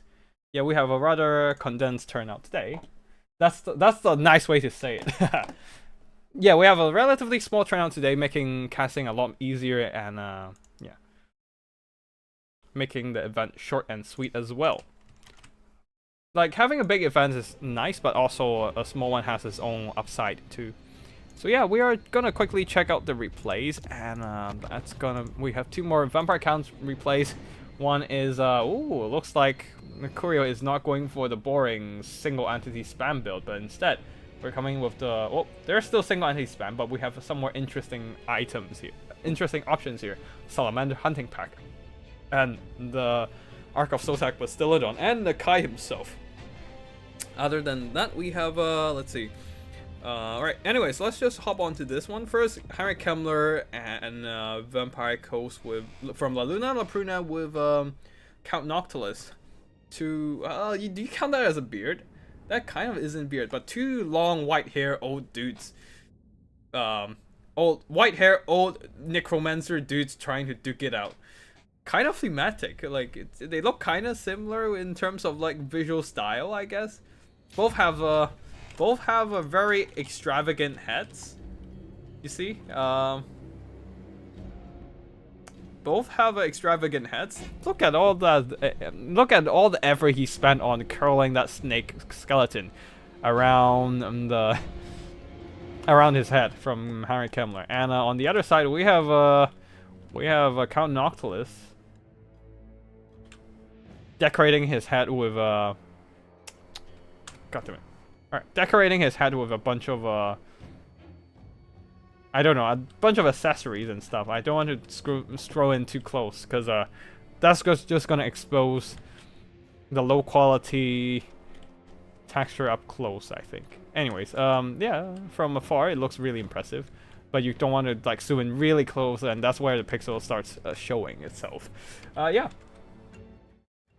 My money is on Undead in this matchup, same, and like I'm sure the Undead would win. Yeah, for the Vampire counts. For counts, a front line of zombies, very similar deployment zone, like a bunch of very narrowly deployed zombies, a line of more elite undead, but this time it's actually decently elite Grave God with great weapons, who can try to trade decently against Death Gods, I suppose.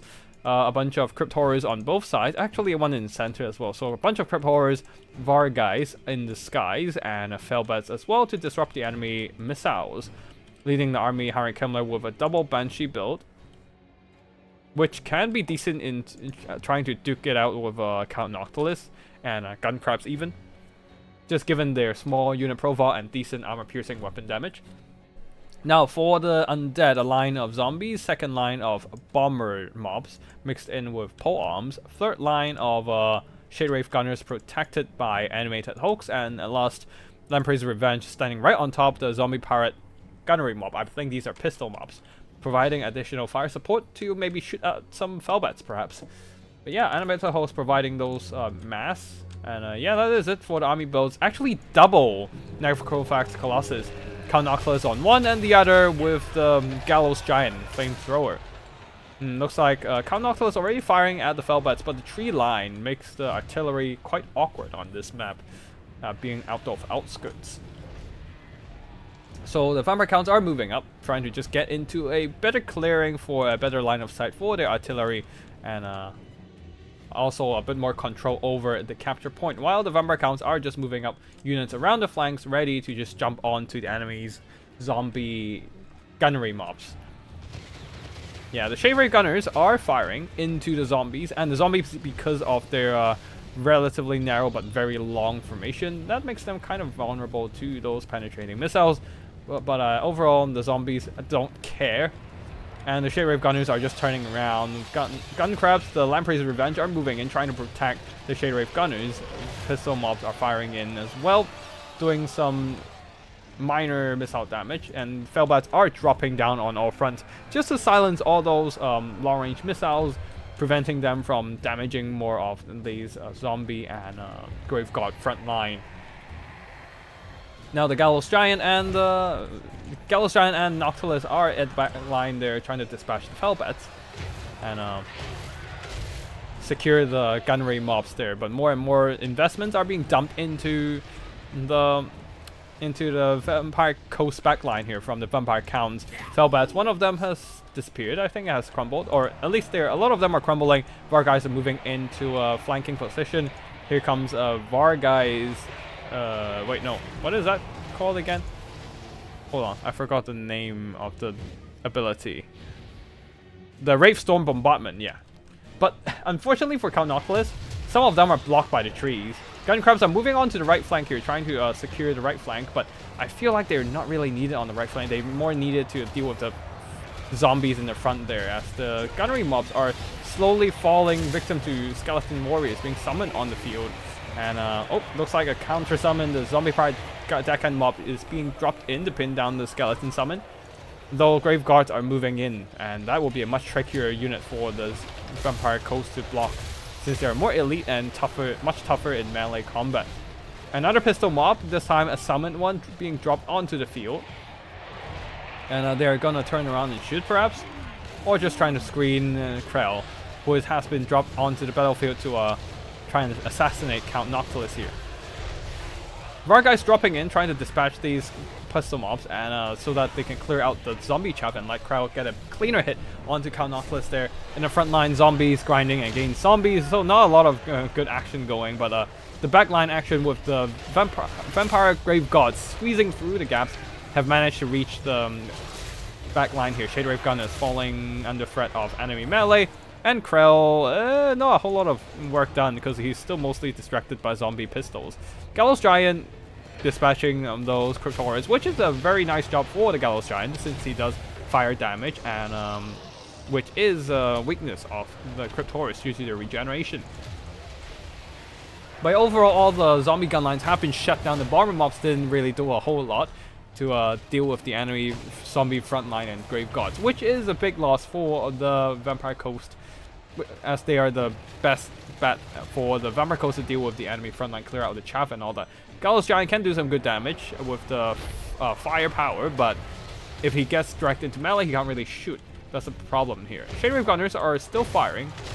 They have stabilized their leadership, but they're still kind of harassed by Skeleton Warrior summons, which is not great. They're kind of fragile for those kind of melee engagements. Cryptoris have managed to walk around the enemy front line and are ready to go for a flanking maneuver as well. So that means it is pretty much down to the double Necrofax Colossus to carry the day for the Vampire Coast. And they're running out of chaff to support these single entities here. Gun Crabs are getting slowly chipped away by the double Banshees, who are pretty much dirt cheap here at 750 gold, I think. So they're just kind of tying up a bunch of resources and surviving there, the Banshees. Krell, though, he's almost out of summoning timer, so yeah, he hasn't really done much. Just mostly, well, actually, he did some okay damage to Count Nautilus, but yeah, overall, just not a whole lot of damage to make a big difference in battle. It's more down to what the Crypt Horrors can do. Like, they're still relatively healthy, still regenerating. I think one of them has one down. Yeah, I can only see two Crypt Horrors here. 1 and 2, and that's all the Crypt Horrors on the field. One that has gone down to the Gallows Giant, who has done some okay work overall. Oh, wait, no, this is the third. Oh, wait, these are Far Guys. Far Guys trying to surround Count Nautilus with the Crypt Horrors here, but unfortunately they don't have any infantry support. While, well, Count Nautilus summon. I think that's a Moondial, Moondial zombie blob, which you can't upgrade it, so you can always only summon the regular ones. I've seen. Oh wait, never mind. Here, sometimes you will summon regular ones as with the spell as well. Because so far before this Deccan zombie summon, we've only seen pistol mob summon so far in the game. But yeah, anyways, it's just for more bodies, so you don't really need those pistol shots. More bodies being brought to the field with this zombie pirate Deccan summon. Henrik Kemmler almost heal capping himself thanks to all his regeneration from the Chaos Tomb Blade. And he's just gonna stick around and maybe try to stay in a fight against the enemy zombie mobs, just to give the Crypt Horrors more regeneration with the Chaos Tomb Blade. But a lot of them are getting burnt right now. Some of them are getting burnt, actually, not all of them. The Gallows Giant's just not landing hits on the Crypt Horrors, mostly trying to hit Henrik, and he's not even landing hits on the Henrik. So like, the only thing being on fire are the Grave Gods, and that's not what you want to be on fire right now. But yeah, both Necrofax are kind of separated from each other and doesn't have a whole lot of infantry support, as Count Nautilus zombie summons are fading away. Hello, David. Nice to see you back here again. But yeah, those Necrofax Colossus needs to go back into friendly infantry support instead of fighting in the middle of a bunch of enemy monsters here. Gun Crabs, the Lamprey's Revenge can fight on for forever against all these chaff. The problem is these Banshees are just poking at the ankles of the... Yeah, they're just poking at the ankles of the Necrofax Colossus at the Gallows Giant. Slowly but steadily chipping away health from their enemies here. And the Vampire Counts still have a lot of infantry on the field. There's a bit of a supporting presence. And the Gallows Giant is still getting... What the fuck? He just took a ton of damage. Was that from friendly fire? Yeah, I'm not sure what just happened there. He just took a big chunk of friendly fire, I think, from either the Lamprey's Revenge or Count Nautilus. And it was not great. He's constantly getting chipped away by the double Banshees. Lamprey's Revenge are in, trying to support the leader, but they're a single entity here. But unfortunately, it's too little too late, as it has been beaten up by Crypt Horrors and the double Banshees. Just poking at the ankle of the giant ship mecha. Undead ship mecha. And yeah, that was quite unfortunate, losing the Gallows Giant, and that was a big bastion of power for the Vampire Coast. While Kemmler here is just juking shots from Count Nautilus, denying him from hitting the Vampire Lord. Now he's trying to stick himself into melee, into like a melee status, into melee contact, so that he can get some regeneration out with the Chaos Tomb Blade. And a nice hit from Count Nautilus though, as Kemmler has to slow down a bit when he was stuck in the blob there. But yeah, overall, I feel like the infantry department is definitely the Vampire Count's forte right now. Slowly but surely winning out on those engagements with the superior quality of a Grave God. Plus the double Corpse Guards. Oh, there's some Balefire Corpse Guard here, which can deny enemy healing using that fire damage imbuement. Imbuing fire damage, so everything in the vicinity of the Balefire Corpse Guard does fire damage, and that cuts healing by half.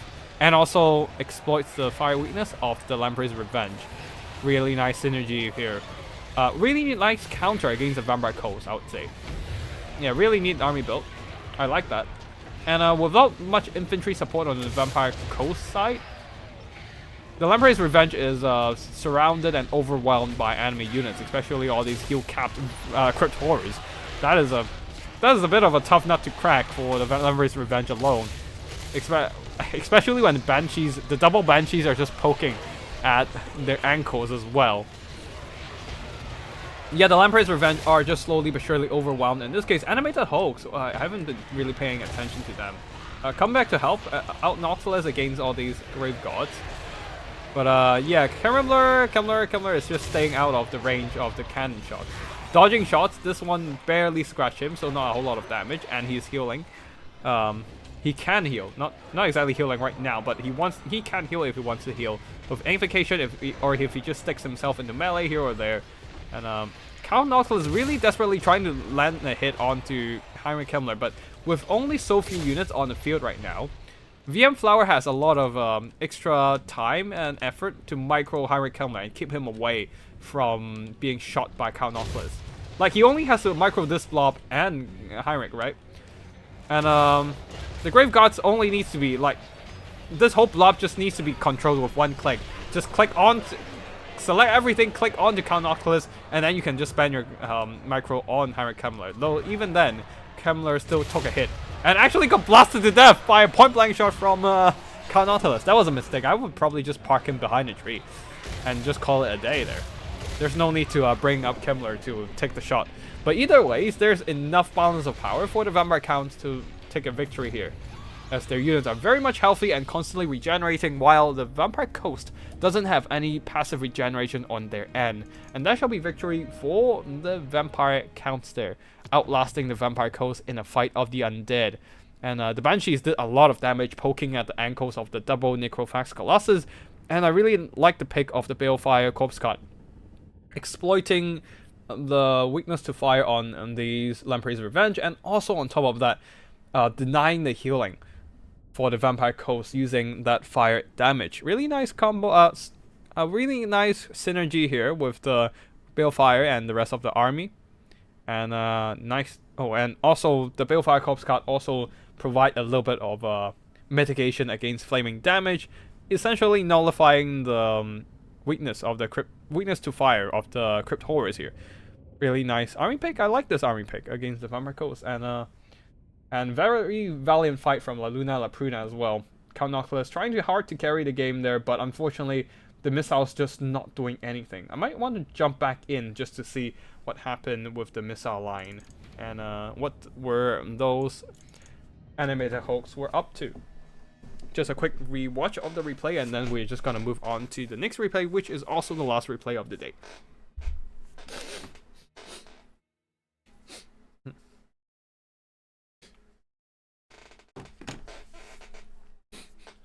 All right.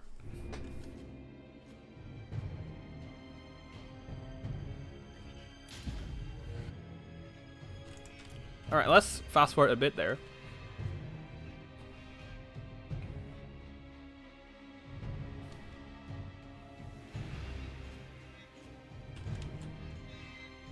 Alright, Banshee's sneaking in. Felbat's just disrupting all those gunnery mobs, denying them from shooting, and then Banshee's sneaking in, and Heinrich Himmler drops in a skeleton summon.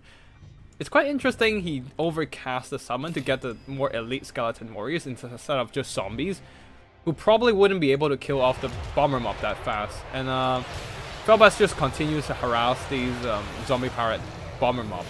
And then Crypt Horrors collapse in from the flank through the gaps of the enemy formation. Really nicely done from VM Flower here.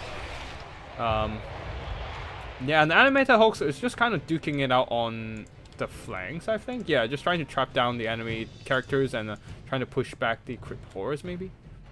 Though there are not a lot of animated Hulks on the field, so they can only be at so many places at once, and they don't have enough manpower to deal with everything everywhere, which is quite unfortunate for the Vampire Coast. All right, yeah, they're just duking it out on the flank there against some crypt horrors and trying to pin down the characters and whatnot. And while the Gallows Giant. Where is the Balefire Corpse guy? Oh, they're all the way on the other side. All right. I guess they were just not in place to handle the Gallows Giant in this case. Yeah, right. Blocked up by zombies and stuff. So yeah, they were not in place. And we'll just fast forward a bit and see if the Corpse guy managed to inch over to the other side of the battle. I don't think it got there in time. As Count Nautilus and the Gallows Giant are just no, actually. The Gallows Giant was fighting on just fine for a long time. Even beating up kind of Kemmler too. Oh, but then the Grave Gods with great weapons, Crypt Horrors, everything with armor piercing piled in. And that started to up the damage against the Balefire, up the damage against the Gallows Giant.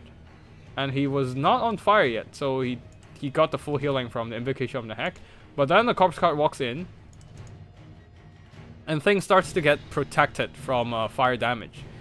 And on top of the that is a pretty lethal scenario for the Vampire Coast. They cast an Invocation of the Heck into this blob, but everything from the Vampire Count starts doing magic damage and fire damage, and they start getting set on fire, and that denied part of their Invocation of the Heck healing, which is quite unfortunate for them. Yeah. But yeah, that is gonna be it here, and we are jumping over to that one last replay. Alright, yeah, we've went through the army performances earlier already, so we are just gonna jump into the one last replay of today. VM Flower versus Curio, Undead versus Lizardman. The Vampire Counts versus Lizardman. On the Plains of Dead. VM Flower going with a Strigoi Vampire Lord, I think that was... I can't really distinguish Vampire Lord, Strigoi Vampire Lord versus Strigoi Gold King, so we have to wait and see which one it is. Alright, let's slow down a bit here. We have Strigoi Vampire Lord with a Spirit Leech, the Ghoul King of Ushoran, which is a really nice burst heal. Not a burst heal, but definitely basically kind of mini regrowth for the Strigoi Vampire Lord, keeping him alive. Command of the Unliving to summon Crypt Ghouls or Crypt Horrors if he overcast Invocation of the Heck, Spirit Leech, and Opal Amulet, Power Stone. So a lot of toolkit for him to sustain himself. Also regeneration, being a Strigoi character, and on the Terrorgeist, definitely coming in with some handy regeneration, Death Shriek, Breath attack as well. On the flanks there, Blood Knights, Dire Packs, some anti-large presence, and also in the skies, another Terrorgeist for even more anti-large, and this time some armor piercing as well. For the Vampire Count's front line, there are zombies in the front, skeleton spears at the back with a Necromancer with Forbidden Rods, zombie summon, and some Karn Wraiths on the side. So a lot of summons on the field. Zombie summons, Crypt Ghoul summons. Is there a lesser race dead as well? No lesser race dead. Just regular race dead spell, and also the Crypt Ghoul or Crypt Horror summon spell. On the other side, for the Lizardman, going with a bit of a blob build.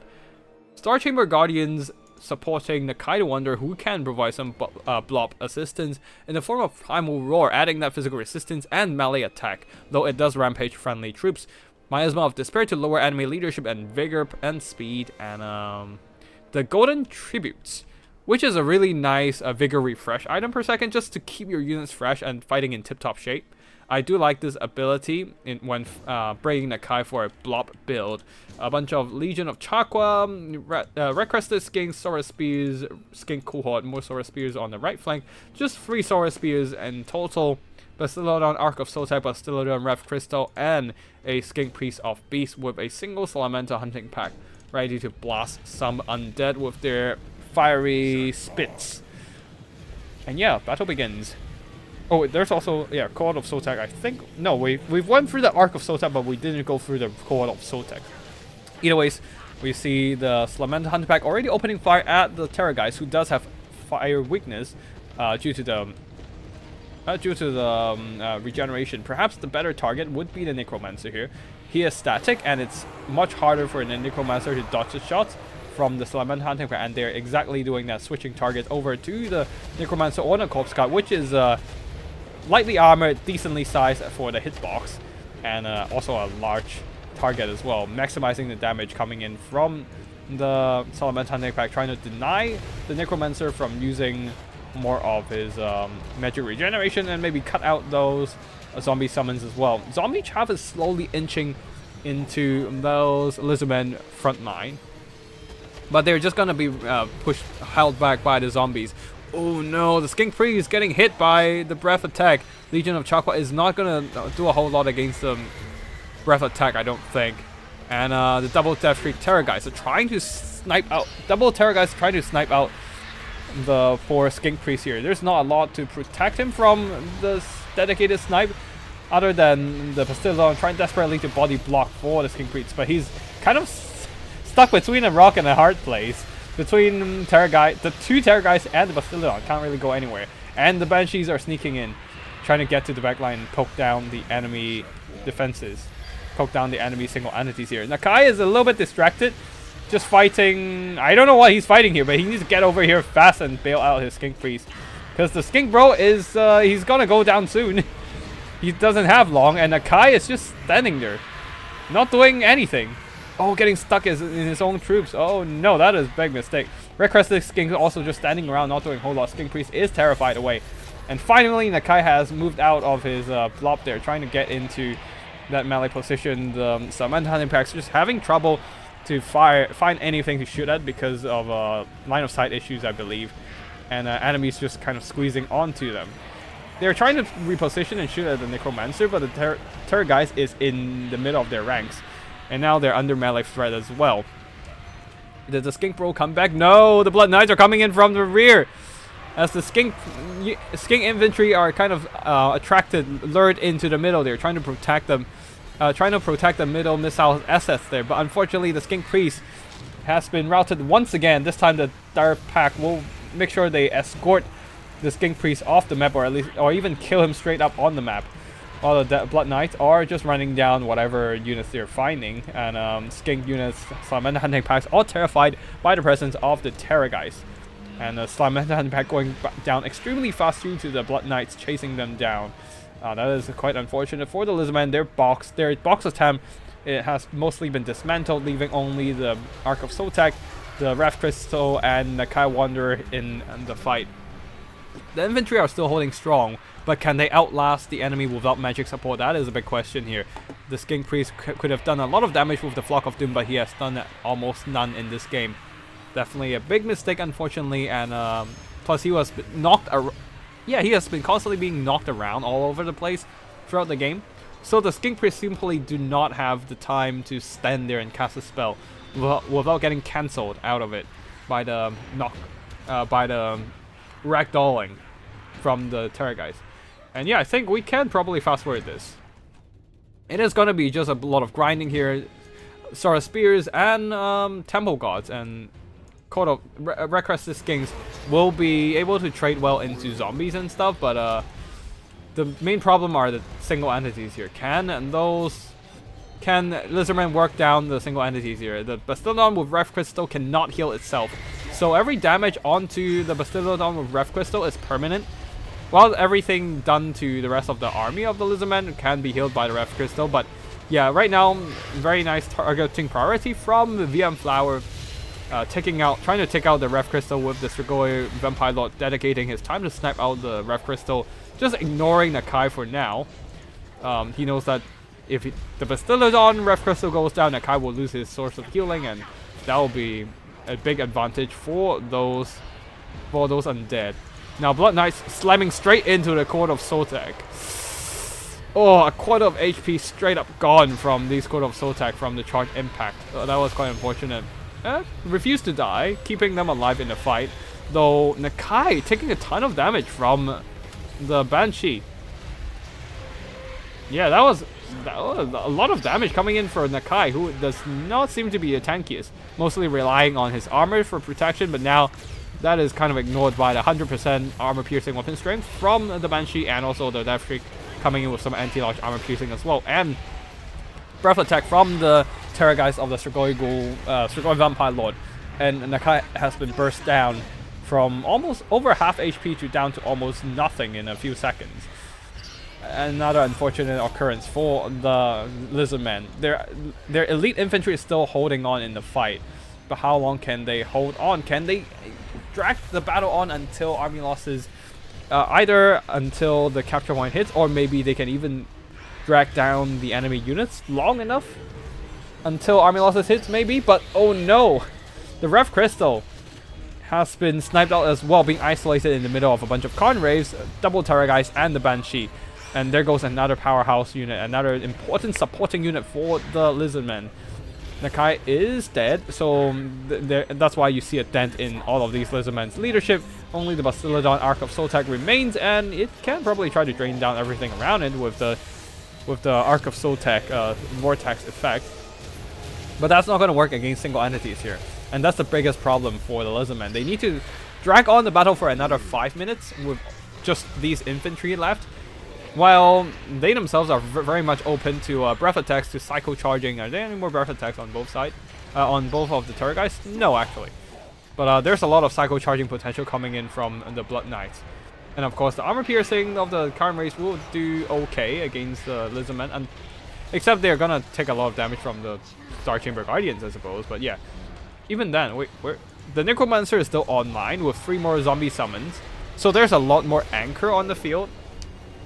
There's a lot more anvil remaining, allowing the Blood Knights and the double Terrorgeists to just keep hammering home.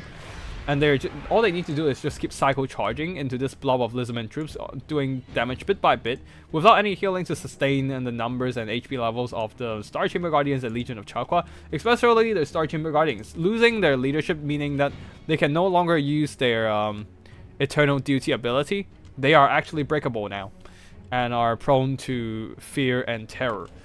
So yeah, that is gonna be it for this game of Lizardmen, as all they have remaining are the Court of Sotek, which are unbreakable, and there's no way they alone can bring back this game. And that shall be it for this battle. That shall be a victory for Vampire Counts, and which is why we see VM Flower in the finals this week. For the army performances here, Strigoi Vampire Lord and the Terrorgeist both did very well, psycho charging things to death, slowly picking apart the Lizardmen army. The zombies and skeletons mostly stuck on the Lizardmen troops, unfortunately just not able to do much, but that is all they need to do actually. Just to keep those Lizardmen infantry in place so that they can send in those mobility threats, the Blood Knights, the double Terrorgeist, to harass the backline there and snipe out those single entities, which are pretty much left unprotected from enemy sniping. If there's even a single unit of Code 1 Riders with spears, they could have probably tried saving the Skink Priest of Beast from the double Terrorgeist, but with the double Terrorgeist specifically focusing down the Skink Priest, the infantry themselves are quite occupied, and the lighter infantry like the Court of Sotek or Requested Skinks cannot stop the Terrorgeist from pushing through them, and Nakai alone cannot stop 2 Terrorgeists. He can maybe try to distract one of them, but when there are 2, he just can't stop everything himself. And that led to the Salamander Hunting Pack and Skink Priest falling victim to the Terrorgeist attacks. And yeah, that is going to be it for today here. Oh, the Star Chamber Guardians, though, a very solid infantry that does really well into the Vampire Count. 600 kills, 2,200 gold worth of damage value, killing for a ton of zombies and skeletons and Conraves. They tried hard, but unfortunately just too much weight of undead infantry and monsters here for them to take down. And the rest of the army not doing too hot. Arc of Sotek did surprisingly poor. I guess there's just only zombies for them to drain down. There's not a lot of juicy blobs for the Arc of Sotek ability to take effect and do damage. And yeah, that is... Oh, actually, the Banshee did a lot of damage, poking down the Nakai the Wanderer. And yeah, this is gonna be it for today. And victory belongs to Skaven in the end. They have schemed their way up all the way up to victory with their Warpstone technology. GG to everyone. Congrats to Phoenix King for the win in this tournament. I hope you all had fun in both the tourney and in the stream, whether you're just playing and or watching. And yeah, this is gonna be it today. Thank you for watching, and I'll see you all in the next one. Tactical Lich signing out.